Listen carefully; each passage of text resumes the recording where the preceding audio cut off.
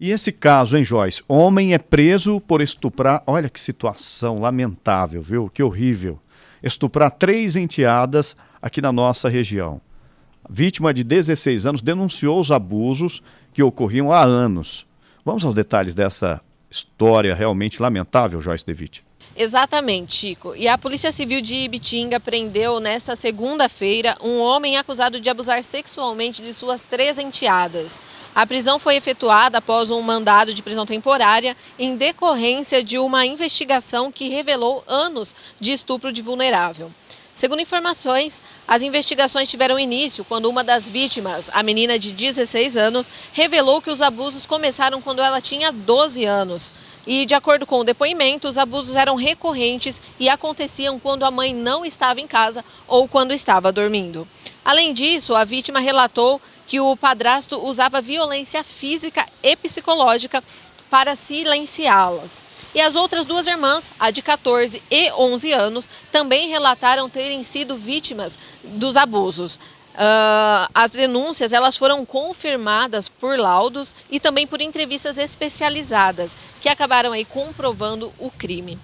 A vulnerabilidade das vítimas, inclusive, ela teria sido agravada depois que, após um período ali separados, o padrasto voltou, reconciliou ali com a sua mãe. Que situação lamentável, Ed Júnior. Uma pessoa dessa não pode viver em sociedade. Tem que ser recolhida ao sistema prisional. E um caso como esse, a gente deveria ter prisão perpétua no nosso país. Não deveria sair nunca uma pessoa dessa da cadeia. Olha que situação lamentável, né, Chico? Criando essa questão de violência, a violência psicológica, a violência física, a violência sexual em criança e adolescente.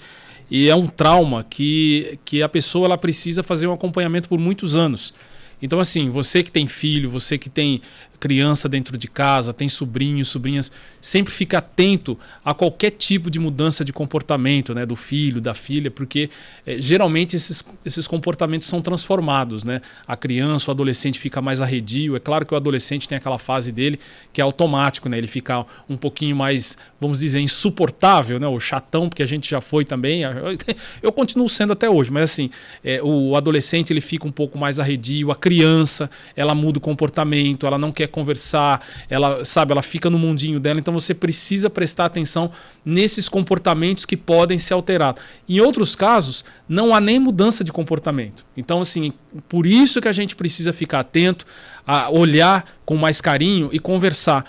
E muitas situações, né, Fernanda, são descobertas na própria escola, porque muitas vezes dentro de casa tem aquela ameaça, né, seja do padrasto ou do tio ou um conhecido que frequenta a casa. Olha, se você falar, eu vou matar sua mãe. Se você falar, eu vou matar seu irmãozinho. Vou fazer alguma coisa ruim com você, com a família. Então, não tem segurança nem de conversar com a própria mãe. Muitas vezes a menina ou o menino. Então, a escola, às vezes o professor, a professora, que acaba descobrindo, percebendo alguns sinais, ou a própria criança acaba procurando. Então, assim, é um crime que tem que ser revisto com relação às penas e não é fácil, viu, gente? Não é fácil a criança lidar com isso, sair disso, e por vezes nós já tivemos outros casos onde a própria mãe não acredita, né, na filha. Eu já acompanhei casos onde a mãe praticamente colocou a filha para fora, falando que ela que tinha feito graça pro padrasto, e por isso que ela praticamente, o padrasto se apaixonou por ela. Então, assim, colocando a culpa na criança, colocando a culpa na menina. Então, é uma necessidade de estar prestando sempre atenção em tudo que está acontecendo. Chico, essa é uma das vertentes às quais eu trabalho, e aí eu brinco no sentido muito sério, que a gente é meio como médico, né? Eu falo que a gente lida, às vezes, com os horrores das pessoas e os horrores da vida. Eu reitero tudo isso que você disse e digo mais. Tem muitas mães que não querem acreditar, porque quando a mãe acaba encampando, ela carrega uma culpa, Ed, para o resto da vida. Uma culpa no sentido não protegi, não vi, não percebi. Então, assim, é uma situação onde abrange a família inteira como um todo. E olha, não tem cura, não há terapia, a pessoa aprende a conviver. Ela aprende a conviver com essa situação, mas não tem uma cura que você possa dizer assim, um dia ela supera. Não, ela aprende a viver com. E mais, o que eu clamo nesse sentido é a lentidão da justiça. Esses processos deveriam correr de uma maneira mais rápida. Eu tenho processos que, desde que a criança delatou, né, e a gente já passou 3, 4 anos, ainda não virou denúncia. Ou 4, 5, 6 anos com denúncia.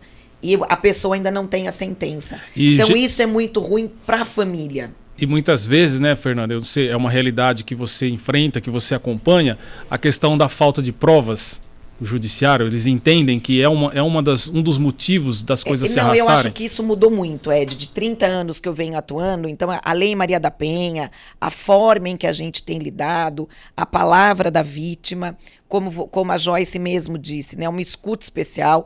Eu lembro que a primeira vez...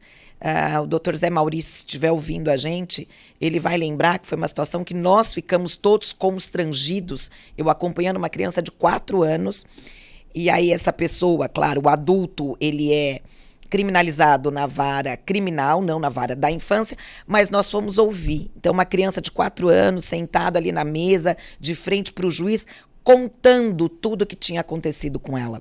Uma violência, uma reviolência absurda.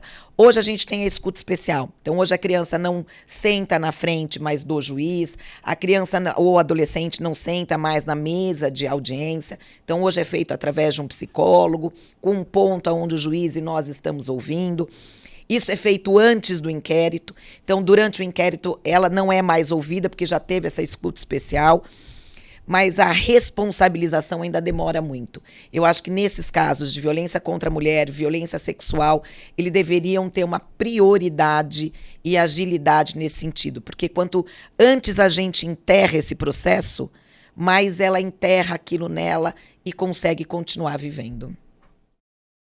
E então, você achou relevante esse nosso conteúdo? Você pode fazer a sua inscrição aqui no nosso canal, curtir também o conteúdo e outra coisa, né? Compartilhar com seus amigos para que essa informação alcance outras comunidades. E também aquela história, se você quer comentar as notícias, você pode ficar à vontade, tudo aqui no nosso canal do Portal Morada no YouTube.